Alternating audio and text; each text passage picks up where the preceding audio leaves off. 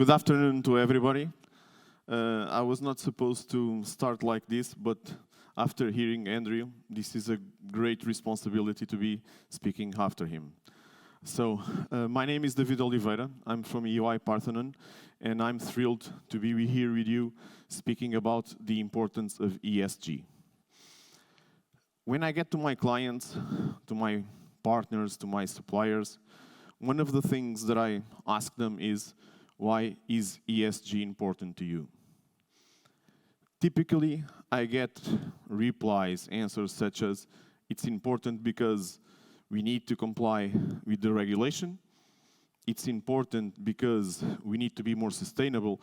We need to be more friends of the planet. We need to be more green. But nowadays, I'm getting answers more like, we need to be thinking on the long term. We need to be sustainable. I think that more or less all the replies that we have are correct. I don't appreciate that much the replies on we need to comply with regulation because I think it's too low, too slow, it's narrow. But I like to think on the long term. But my background is economics, and I have some postmasters in IT, and so I'm really pragmatic. So I tend to look at the facts and look at the market dynamics. If I look at the market dynamics and I look and see what they are telling us things really important. They are telling us that the companies that look forward, that look on the long term, and that are sustainable, they gain competitive advantage. They gain access to credit, to investment funds, to cash more easily, either by limited partners, investors, or because they are able to gain access to lower interest rates. And that's a fact. It's also a fact that the employees are aligning their values with the ones from their companies. So the retention rates for talent is increasing for the companies that are betting on ESG. It's also true that the new generations are looking to companies. They are looking to what and how they are producing. And somehow they are choosing the ones that are adopting ESG strategies. So it's not about only regulation. It's about long-term value that they are focusing on. But the truth is, and if you look at our footprint, and if you look at Portugal, but also worldwide, that not all companies are at the same stage of maturity. They are in different stages. ESG is not, it's not a click. It's not something that we just do like this and it happens. It's a journey. And it's a journey that needs to start. But we need to understand where we stand. We need to understand what we need to do. Looking at the maturity model, and I don't like to place companies, organizations into buckets, but understanding where we are, understanding how we need to move forward, it's really important because we need to plan our journey. And bear with me, a lot of companies are already doing some parts of this eventual framework that may be applicable. But the point is, do they think strategically? Are the companies looking at their strategy as they should? Are the companies translating and embedding ESG policies into their strategy and building them as a whole? Or not? That is the question, and that is the question mark. And then, when we define strategy, how are we bringing that to life? How is the governance?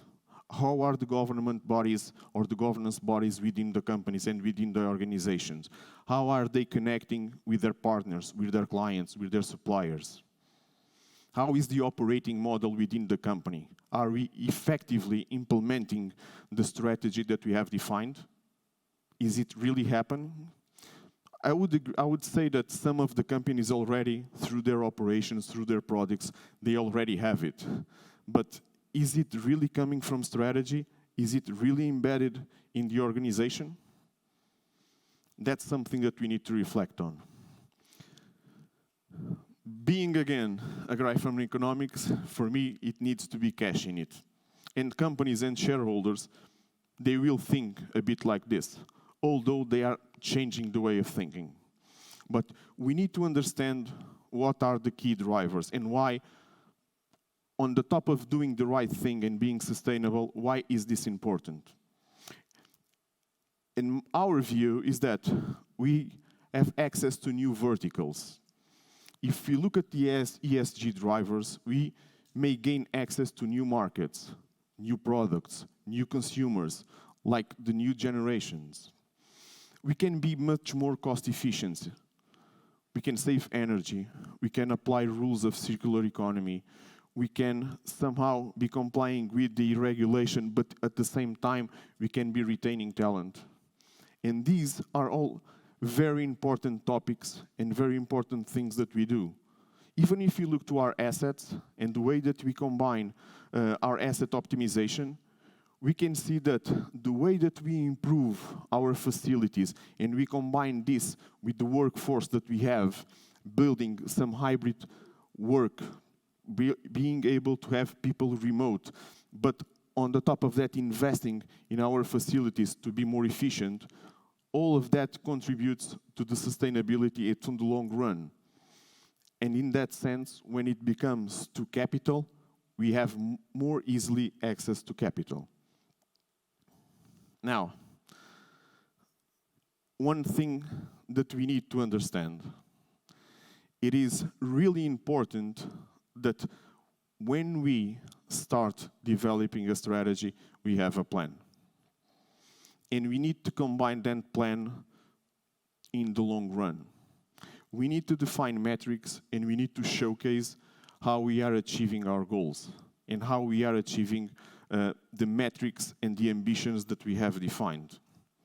Typically, many of these plans and many of these strategies fail because metrics, KPIs, the way that we measure how we are implementing our strategy is not measurable.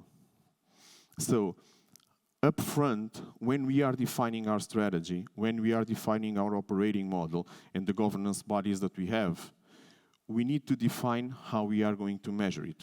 We need to do so, because that is the way that we will be able to prove that the way that we are doing is the proper way.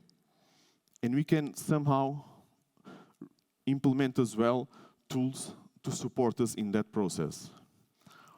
I like very much this slide because this slide brings us into the beginning, into the question that I asked in the beginning. Why is ESG important? Why do we need to implement it? And if we look at this slide, implementing ESG strategies, we will need to have cash. We will need to invest. We will need to grow organically or inorganically. But we need to showcase how we are going to do it. So having the metrics and the KPIs to somehow showcase, okay, so we have done all these steps, but this will have an impact on the revenue because we are gaining X additional customers or we are reaching additional geographies. And this is the gain from our investment. We are optimizing our cost layer because we have implemented, for instance, a solar panel for auto consumption or something related to recycling of water, and this is decreasing our cost in terms of energy. We are having access to subsidies, or we are having incentives in terms of green taxes. And this is the slice that we have. We are retaining our talent. And we are decreasing the cost that we have to recruit additional people because those that we have recruited are embedded within the organization and follow our strategy. And digital. Digital plays a significant role here. We can somehow automate some of the things. I was, for instance, in a farm a few weeks ago, and it was really interesting to see how all the monitoring of the cultures was done through drones. And what the impact in terms of footprint that would decrease on moving people from one side to another. So all in one, if we can measure all the KPIs and all the measures and all the investments that we are doing, and somehow showcase to our shareholders that the investments that we are doing are really important, this will raise the importance of the ESG strategies that we have. Thank you very much.